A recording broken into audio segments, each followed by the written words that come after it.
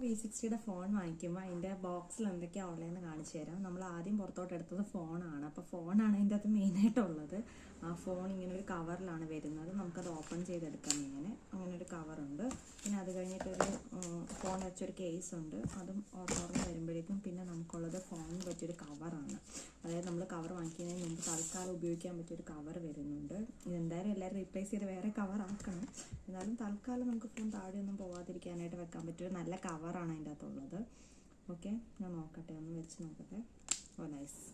അപ്പോൾ നമുക്ക് ആ ഫോണ് സേഫായിട്ട് വെക്കാൻ ഒരു കവർ കിട്ടിയിട്ടുണ്ട്. പിന്നെ നമുക്കതിൻ്റെ വാറൻറ്റി കാർഡുണ്ട് അതിൻ്റെ അകത്ത്. ലൈക്ക് വാറൻറ്റി ഇൻഫർമേഷൻസ് എല്ലാം, നമുക്ക് എന്തെങ്കിലും പ്രോബ്ലംസ് ഉണ്ടെങ്കിൽ അതിന് വേണ്ടിയിട്ടുള്ള വാറൻറ്റി ഇൻഫർമേഷൻ. പിന്നെ ക്വിക്ക് സ്റ്റാർട്ട് ഗൈഡ് എന്തൊക്കെയാണ്, എങ്ങനെയാണ്, വെൽക്കം ടു വിവോ എന്ന് പറഞ്ഞാൽ വിവോ യൂസേഴ്സ് ആദ്യമായിട്ട് ചെയ്യുന്നവർക്കാണെങ്കിൽ ഒരു ക്വിക്ക് സ്റ്റാർട്ട് ഗൈഡ് ഉണ്ട്. സ്പെഷ്യൽ ഇൻസ്ട്രക്ഷൻസ് ഒക്കെ ഉണ്ട് നമുക്ക് അതിൻ്റെ അകത്ത്. സെറ്റിങ്സിൽ എന്തൊക്കെയാണ് ചെയ്യേണ്ടത് എന്നുള്ളത് ഇൻസ്ട്രക്ഷൻസ് ഉണ്ട്. പിന്നെ നമുക്കുള്ളത് ഒരു ചാർജറും ഒരു ചാർജർ പിന്നും ഉണ്ട്.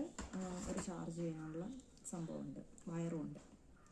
ഓക്കെ, ഇത്രയുമാണ്. ചാർജർ ഫ്രീ ആയിട്ടുണ്ട് ഇതിൻ്റെ കൂടെ. പിന്നെ അതിൻ്റെ അകത്ത് നമുക്ക് സിം ഇടാനുള്ളൊരു സാധനം കൂടെ ഉണ്ട്. സാറിന് എല്ലാ ഫോണിനും നമുക്ക് വാങ്ങിക്കുമ്പോൾ കിട്ടുന്ന പോലെ സിം ഇടാനുള്ള ഒരു പിന്ന്, സിമ്മിന് വേണ്ടിയിട്ട് കുത്തിയിട്ട് എടുത്തില്ലേ, അതിൻ്റെ പിന്നാണുള്ളത്. ഇത്രയും സാധനങ്ങളാണ് നമ്മുടെ വിവോൻ്റെ ബോക്സിലുള്ളത് കേട്ടോ.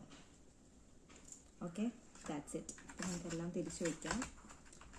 ഇത്ര സാധനങ്ങൾ ആണ് ആ ഇതിൽ വരുന്നത്. ഇത് പുതിയ ഫോണാണല്ലോ, വിവോ ഇറക്കിയിട്ടുള്ള ലേറ്റസ്റ്റ് ഫോൺ ആയതുകൊണ്ട് അതിൻ്റെ ഫീച്ചേഴ്സൊക്കെ എല്ലാം അടിപൊളിയായിരിക്കുമെന്ന് വിചാരിക്കുന്നു. ബാക്കി അപ്ഡേറ്റ്സ് ഞാനൊന്ന് യൂസ് ചെയ്ത് കഴിഞ്ഞിട്ട് ഞാൻ അപ്ഡേറ്റ് ചെയ്യുന്നതാണ് എങ്ങനെയുണ്ട് ഫോൺ എന്നുള്ളത്.